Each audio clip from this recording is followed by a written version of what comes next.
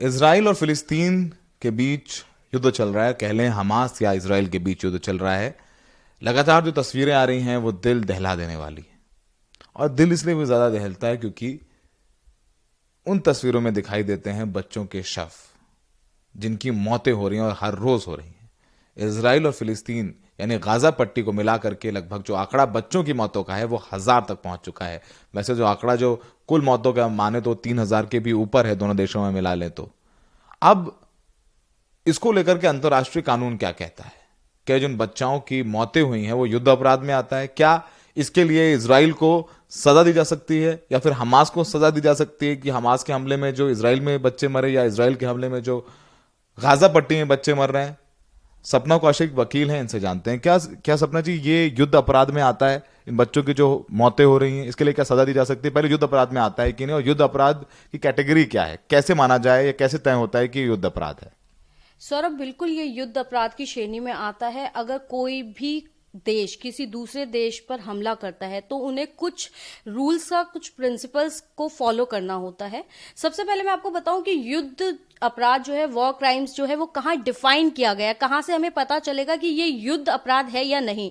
तो उसके लिए जिनेवा कन्वेंशन 1949 के आर्टिकल 147 में एक डेफिनेशन दी गई है कि अगर कोई जेनोसाइड होता है या फिर सिविलियंस को मारा जाता है या फिर रेप किया जाता है या कोई भी ऐसा क्राइम सिविलियंस के अगेंस्ट किया जाता है या उनकी प्रॉपर्टीज को डैमेज किया जाता है तो वो युद्ध अपराध होता है। और इसी डेफिनेशन को लिया गया रोम स्टैट्यूट के आर्टिकल 8 में, जिसको इंटरनेशनल क्रिमिनल कोड फॉलो करता है।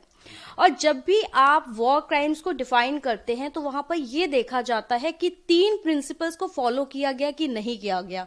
डिस्टिंक्शन है फर्स्ट, कि सिविलियंस और जो अटैकर्स थे, जैसे कि हमास ने हमला किया इजराइल के ऊपर, तो ये देखा जाएगा कि जब इजराइल वापस फिलिस्तीन पर हमला करता है तो क्या उन्होंने डिस्टिंक्शन किया कि जिन पर वो बम गिरा रहे हैं कहीं वो हमास के हैं और कहीं वो सिविलियंस है, उन दोनों के बीच डिफ्रेंशिएट किया कि जो बॉम्बारिंग कर रहे हैं वो वो हमास के जो लोग हैं उन्हीं के ऊपर हो, कोशिश करें वो जितना ज्यादा से ज्यादा कर सकते हैं डिस्टिंग्विश करें।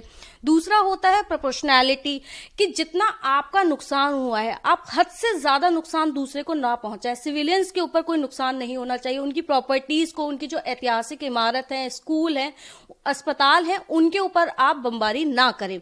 जैसे कि अगर आपका एक सैनिक मारा गया तो ऐसा नहीं है कि उसके बदले में आप पूरे देश को तबाह करने निकल पड़े।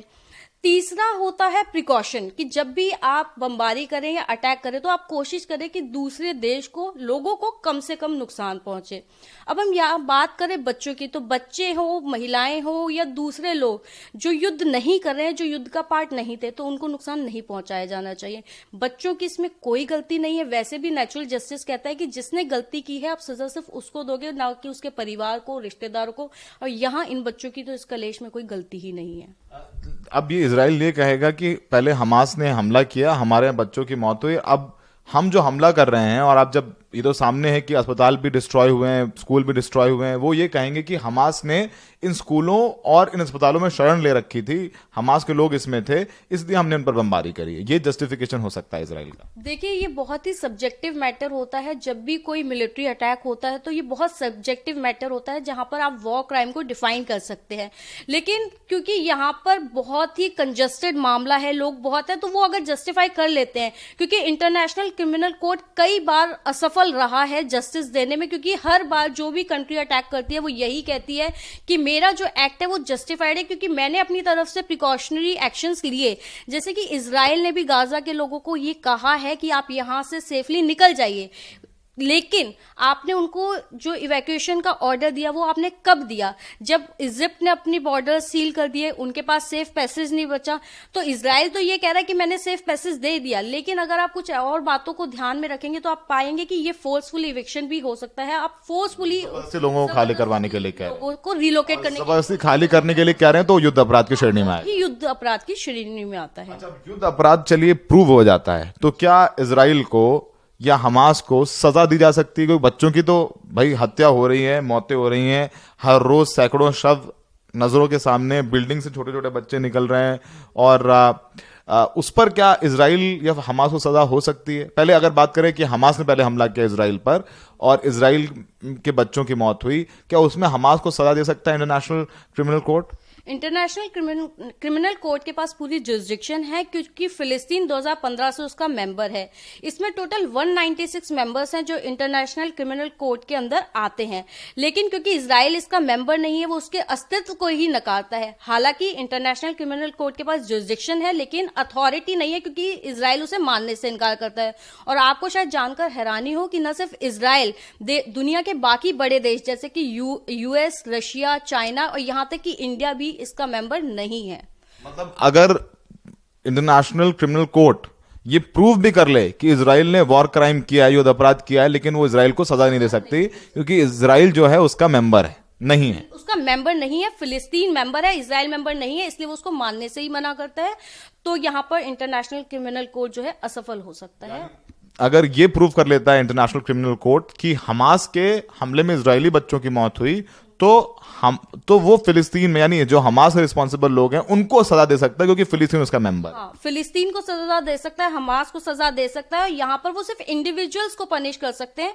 अगर किसी कंट्री को पनिश करना है तो उसके लिए हो सकता है दुनिया के जो दूसरे देश हैं उनको सैंक्शंस लगाने पड़ेंगे। इंटरनेशनल क्रिमिनल कोर्ट के पास जो पनिशमेंट की पावर्स है वो बहुत कम है क्योंकि वो सिर्फ इंडिविजुअल्स को ही पनिश कर पाते हैं। तो पनिश कौन करेगा? मान लीजिए फिलिस्तीन को ये बता देता कि भाई 10 लिस्ट के नाम है, हमास का एक कमांडर था यानी उनका सेना का जनरल था जिसने हमला किया, उसकी वजह से हत्याएं हुई, तो उस जनरल को सजा कौन देगा? उस जनरल को सजा देगी फिलिस्तीन की गवर्नमेंट। फिलिस्तीन को देना होगा क्योंकि फिलिस्तीन मेंबर है। इंटरनेशनल क्रिमिनल कोर्ट जो है वो सजा का ऐलान करेगी और क्योंकि वो मेंबर है तो उसके ऊपर बाइंडिंग है और उनको एग्जीक्यूट करना होगा। यानी इजराइल को तो दे ही नहीं सकता क्योंकि इजराइल मानता ही नहीं है कि इंटरनेशनल क्रिमिनल कोर्ट को मानता ही नहीं है और ना ही उसका मेंबर है। तो इजराइल के जो बमबारी में बच्चे मर रहे हैं तो युद्ध अपराध के लिए सजा इजराइल को नहीं दी जा सकती है।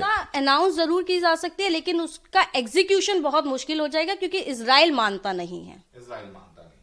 तो काफी दिलचस्प है कि जो बच्चे मर रहे हैं उनको जस्टिस कैसे मिलेगा। अच्छा ये भी बताइए, प्रूव करना भी बहुत बड़ी चुनौती होती होगी इंटरनेशनल क्रिमिनल कोर्ट में। इंटरनेशनल क्रिमिनल कोर्ट की एक इंक्वायरी होती है। यूएन ह्यूमन राइट कमीशन पहले से ही इन्वेस्टिगेट कर रहा है। जब 7 अक्टूबर को हमास ने इस पर अटैक किया तभी से वो एविडेंस कलेक्ट कर रहा है और उनका कहना यह है कि हमास यानी कि फिलिस्तीन की तरफ से और इजराइल की तरफ से, दोनों की तरफ से वॉर क्राइम्स कमिट हुए हैं और उन्होंने पूरे एविडेंस कलेक्ट कर लिए हैं।